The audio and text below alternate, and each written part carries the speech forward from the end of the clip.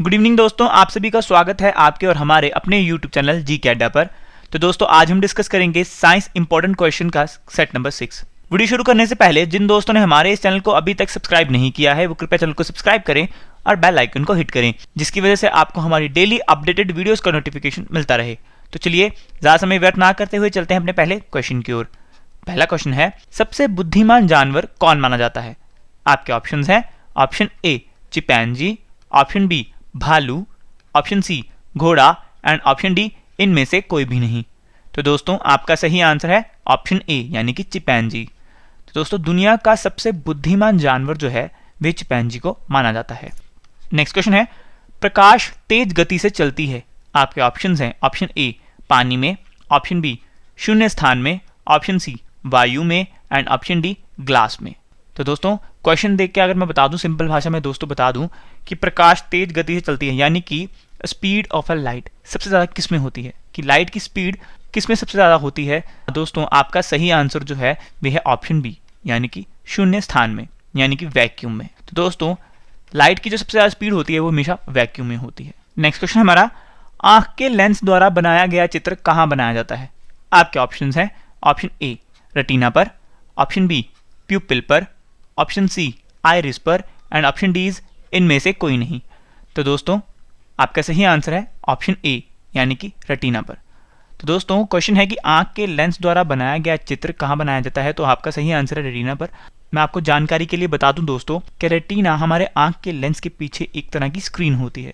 जब हम किसी चित्र को देखते हैं तो जो लाइट यानी कि जो प्रकाश उस चित्र के साथ टकरा कर हमारी आंखों में पड़ता है तो वो लाइट यानी कि जो वो प्रकाश हमारी सीधा रेटिना स्क्रीन पर जाके पड़ता है और वहाँ पे इमेज यानी कि पिक्चर यानी कि हम सिंपल भाषा में बोल सकते हैं कि तस्वीर बनती है और उस तस्वीर की पहचान हमारी जो रेटिना के साथ जो ऑप्टिक नर्व होती है उसके थ्रू हमारे ब्रेन को मैसेज जाता है और हम उस चित्र को देख के पहचान सकते हैं। नेक्स्ट क्वेश्चन है, रेटिना पर बनाया गया चित्र कैसा होता है? आपके ऑप्शंस हैं ऑप्शन ए वास्तविक और सीधी यानी कि real and erect, option B नकली और सीधी यानी कि virtual and erect, option C नकली और उल्टा यानी virtual and inverted, option D वास्तविक और उल्टा यानी कि रियल एंड इन्वर्टेड। तो दोस्तों आपका सही आंसर है ऑप्शन डी यानी कि वास्तविक और उल्टा यानी रियल एंड इन्वर्टेड। तो दोस्तों रेटिना पर जो बनाया गया चित्र होता है वे हमेशा रियल और इन्वर्टेड होता है, याद रखिएगा। नेक्स्ट क्वेश्चन है, एक आम आदमी की आंख की ताकत कितनी होती है? आपके ऑप्शंस हैं option A 2 dioptre, option B 3 dioptre, option C 4 dioptre and option D 1 dioptre. तो दोस्तों आपका सही आंसर है ऑप्शन सी यानी कि 4 डायोप्टर। तो दोस्तों आम आदमी की आंख की ताकत जो होती है वो हमेशा 4 डायोप्टर होती है। नेक्स्ट क्वेश्चन है, प्यूपिल किसका हिस्सा होता है? आपके ऑप्शंस हैं ऑप्शन ए आंख के लेंस का, ऑप्शन बी कॉर्निया का, ऑप्शन सी रेटिना का एंड ऑप्शन डी आइरिस का। तो दोस्तों आपका सही आंसर है ऑप्शन डी आइरिस का। तो दोस्तों प्यूपिल जो होता है वह आइरिस का हिस्सा होता है। नेक्स्ट क्वेश्चन है, छोटी वस्तु को देखने के लिए इस्तेमाल किए जाने वाले यंत्र को क्या कहते हैं? सिंपल भाषा में बोलूं दोस्तों कि यानी छोटी सी वस्तु यानी कोई भी छोटी चीज हो उसे देखने के लिए हम कौन से यंत्र को इस्तेमाल करते हैं? आपके ऑप्शंस हैं ऑप्शन ए सरल माइक्रोस्कोप यानी कि सिंपल माइक्रोस्कोप, ऑप्शन बी संयुक्त माइक्रोस्कोप यानी कि कंपाउंड माइक्रोस्कोप, ऑप्शन सी दूरबीन एंड ऑप्शन डी मिरर। तो दोस्तों आपका सही आंसर है ऑप्शन बी यानी कि संयुक्त माइक्रोस्कोप यानी कंपाउंड माइक्रोस्कोप। तो दोस्तों किसी भी छोटी वस्तु को एकदम बारीकी से देखने के लिए हम कंपाउंड माइक्रोस्कोप यानी कि संयुक्त माइक्रोस्कोप का यंत्र का इस्तेमाल करते हैं। नेक्स्ट क्वेश्चन है, मानव की नज़र कितनी दूरी तक देख सकती है? आपके ऑप्शंस हैं option A 25 metre, option B 25 centimetre, option C 50 metre and option D अनंत तक। तो दोस्तों आपका सही आंसर है ऑप्शन डी अनंत तक। तो दोस्तों मानव की जो नज़र है वे अनंत तक देख सकती है यानी कि इन्फिनिटी तक देख सकती है। दोस्तों वीडियो पसंद आ रही है तो लाइक एंड शेयर जरूर करें और सब्सक्राइब करना ना भूलें। और चलिए चलते हैं नेक्स्ट क्वेश्चन की ओर। नेक्स्ट क्वेश्चन है, एक सटीक नज़र की कम से कम दूरी कितनी होती है? दोस्तों सिंपल भाषा बोलूं तो value of least distance of distinct vision कितना होगा? आपके ऑप्शंस हैं option A 0.50 metre, option B 0.75 metre, option C 0.25 metre and option D is 2.5 metre. तो दोस्तों आपका सही आंसर है ऑप्शन डी यानी कि 2.5 मीटर। जानकारी के लिए बताऊं दोस्तों कि कई बार हमने बुक्स में देखा होगा कि least distance of distinct vision हमारे बताया जाता है 25 सेंटीमीटर। तो दोस्तों वे भी सही है और ये भी। तो यहाँ पे मीटर्स में दिया गया है, यहाँ पे सेंटीमीटर्स में दिया जाता है बुक्स में। तो दोस्तों दोनों ही आंसर सही है।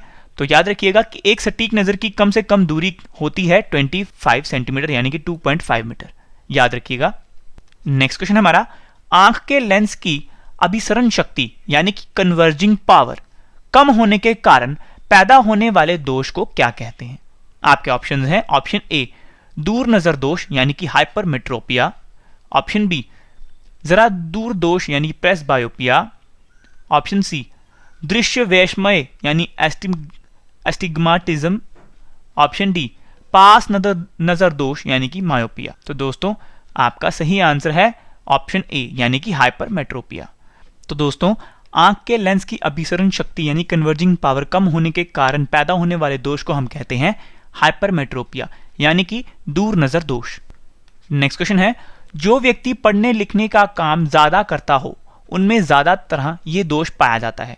आपके ऑप्शन है ऑप्शन ए दूर नजर दोष यानी कि हाइपरमेट्रोपिया, ऑप्शन बी जरा दूर दृष्टि यानी प्रेसबायोपिया, दृष्टि वैषम्य यानी astigmatism and option D is पास नजर दोष यानी मायोपिया।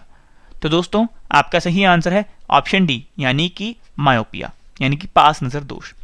तो दोस्तों जो व्यक्ति पढ़ने लिखने वाले का काम ज्यादा करता हो उन्हें ज्यादातर ये दोष पाया जाता है यानी कि उन्हें सबसे ज्यादा यानी पास की नजर उनकी कमजोर हो जाती है, तो जिसे हम बोलते हैं पास नजर दोष यानी मायोपिया। नेक्स्ट क्वेश्चन हमारा, एक चालक के चारों ओर पैदा हुए चुंबकीय क्षेत्र का विस्तार किस पर निर्भर करता है? आपके ऑप्शन हैं ऑप्शन ए वोल्टेज पर, ऑप्शन बी करंट पर, ऑप्शन सी चालक की मोटाई पर, ऑप्शन डी चालक की लंबाई पर।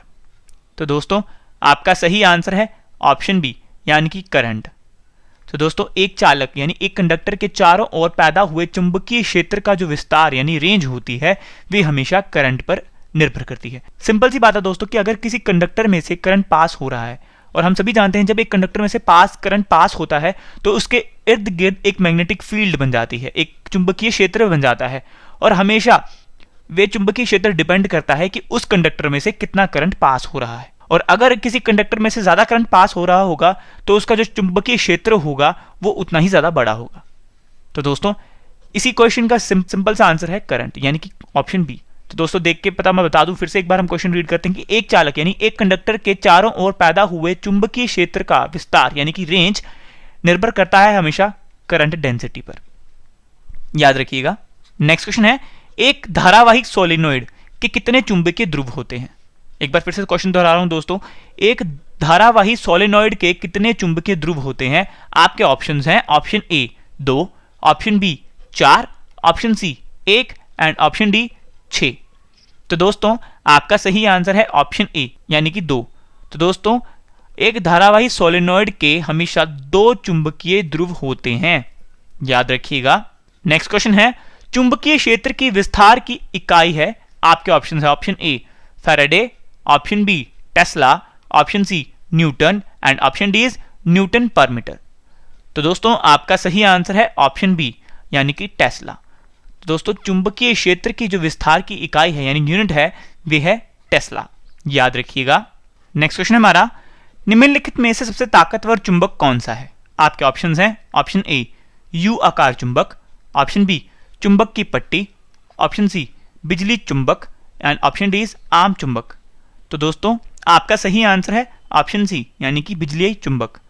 तो दोस्तों निम्नलिखित में से जो सबसे ताकतवर चुंबक है वह है बिजली चुंबक, जिसे हम बोलते हैं इलेक्ट्रोमैग्नेट भी बोलते हैं हम उसे। तो दोस्तों सबसे ज्यादा ताकतवर मैग्नेट जो होती है वह होती है इलेक्ट्रोमैग्नेट। नेक्स्ट क्वेश्चन है, मैग्नेटिक कंपास कौन से सिद्धांत पर काम करती है? आपके ऑप्शन है ऑप्शन ए चुंबकता, ऑप्शन बी बिजली चुंबक, ऑप्शन सी बिजली फ्यूज एंड ऑप्शन डी इनमें से कोई भी नहीं। तो दोस्तों आपका सही आंसर है ऑप्शन ए यानी कि चुंबकता यानी कि मैग्नेटिज्म। तो दोस्तों मैग्नेटिक कंपास मैग्नेटिज्म सिद्धांत पर काम करती। नेक्स्ट क्वेश्चन हमारा, गर्म करने के कारण चुंबक की चुंबकता पर क्या प्रभाव पड़ता है? आपके ऑप्शन है चुंबकता बढ़ जाएगी, ऑप्शन बी चुंबकता कम हो जाएगी, ऑप्शन सी कोई प्रभाव नहीं पड़ेगा एंड ऑप्शन डी इनमें से कोई भी नहीं। तो दोस्तों आपका सही आंसर है ऑप्शन बी, यानी कि चुंबकता कम हो जाएगी। तो दोस्तों गर्म करने के कारण चुंबक की चुंबकता पर हमेशा ये प्रभाव पड़ेगा कि उसका जो मैग्नेटिज्म है वो कम हो जाएगा, यानी कि उसकी जो चुंबकता पावर है यानी चुंबकता क्षमता है वो कम हो जाएगी। याद रखिएगा। नेक्स्ट क्वेश्चन है, एक सीधा करंट जनरेटर में ब्रश के साथ संपर्क के लिए प्रयोग करते हैं। आपके ऑप्शन है ऑप्शन ए धौंस छल्ले यानी सॉलिड रिंग्स, ऑप्शन बी विभाजित छल्ले यानी split rings, option C brush and option D इनमें से कोई भी नहीं। तो दोस्तों आपका सही आंसर है ऑप्शन बी, यानी कि स्प्लिट रिंग्स। तो दोस्तों एक सीधा करंट जनरेटर में ब्रश के साथ जो संपर्क के लिए प्रयोग की जाते हैं उन्हें क्या कहते हैं? Split rings. याद रखिएगा। नेक्स्ट क्वेश्चन हमारा, एक रेडियन बराबर होता है। आपके ऑप्शंस हैं option A 50 degree, option B 573 degree, option C 51 angstrom and option D 60 degree. तो दोस्तों आपका सही आंसर है ऑप्शन बी, यानी कि 573 डिग्री। तो दोस्तों एक रेडियन बराबर होता है 573 डिग्री के। दोस्तों वीडियो पसंद आ रही है तो लाइक एंड शेयर जरूर करें और सब्सक्राइब करना ना भूलें। और नेक्स्ट क्वेश्चन हमारा, बल की इकाई है। आपके ऑप्शंस हैं option A joule, option B newton, option C newton second, option D watt. तो दोस्तों आपका सही आंसर है ऑप्शन बी, यानी कि न्यूटन। तो दोस्तों बल की यानी फोर्स की जो यूनिट है वे है न्यूटन। नेक्स्ट क्वेश्चन हमारा, न्यूटन का गति का दूसरा नियम किनके बीच संबंध दिखाता है? आपके ऑप्शंस हैं ऑप्शन ए बल और वेग, ऑप्शन बी बल और संवेग यानी force and momentum, and option C द्रव्यमान और प्रवेग यानी mass and acceleration, and option D इनमें से कोई भी नहीं। तो दोस्तों आपका सही आंसर है ऑप्शन बी, यानी बल और संवेग यानी फोर्स एंड मोमेंटम। तो दोस्तों न्यूटन का गति का दूसरा नियम है जो है वे फोर्स और मोमेंटम के बीच का संबंध दिखाता है।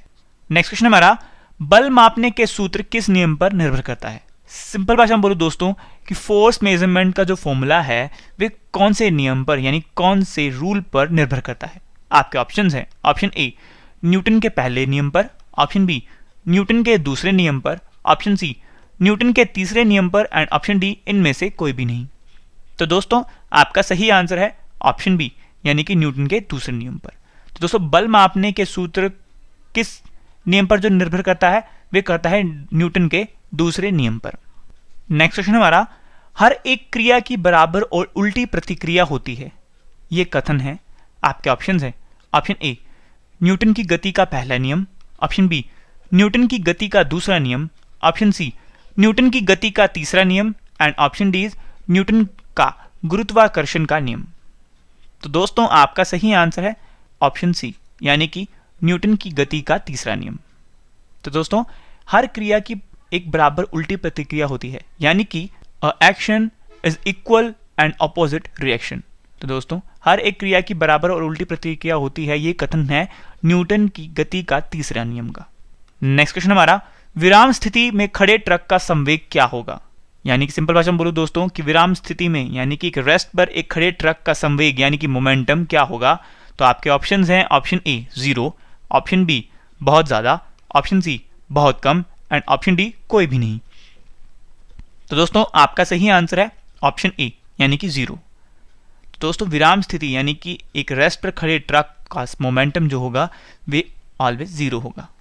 दोस्तों आपने बुक्स में पढ़ा होगा कि मोमेंटम की जो डेफिनेशन होती है वो हम सभी जानते हैं कि P is equal to mv होती है, यानी कि a product of mass of a particle and its velocity, यानी कि जो प्रोडक्ट होता है यानी उसका गुनाफल मास का, किसी पार्टिकल के मास का और उसकी वेलोसिटी का गुनाफल जो होता है हम उसे बोल देते हैं मोमेंटम। और हम सभी जानते हैं कि मोमेंटम को हमेशा P के साथ डिनोट करते हैं।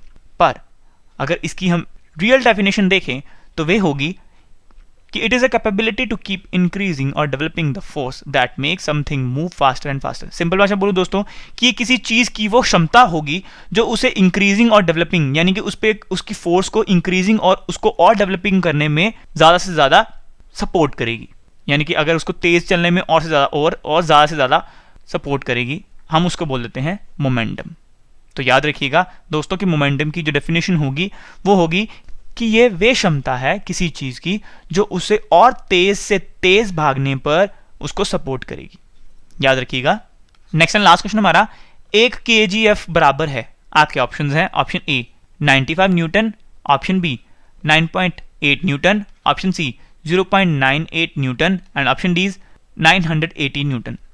तो दोस्तों आपका सही आंसर है ऑप्शन बी यानी कि 9.8 न्यूटन। तो दोस्तों 1 kgf यानी कि 1 किलोग्राम फोर्स बराबर होती है 9.8 न्यूटन के। तो दोस्तों ये थे 25 क्वेश्चंस हमारे साइंस इंपॉर्टेंट क्वेश्चंस के सेट नंबर 6 के। तो दोस्तों जिन दोस्तों ने हमारे इस चैनल को अभी तक सब्सक्राइब नहीं किया है वो कृपया चैनल को सब्सक्राइब करें और बेल आइकन को हिट करें, जिसकी वजह से आपको हमारी डेली अपडेटेड वीडियोस का नोटिफिकेशन मिलता रहे।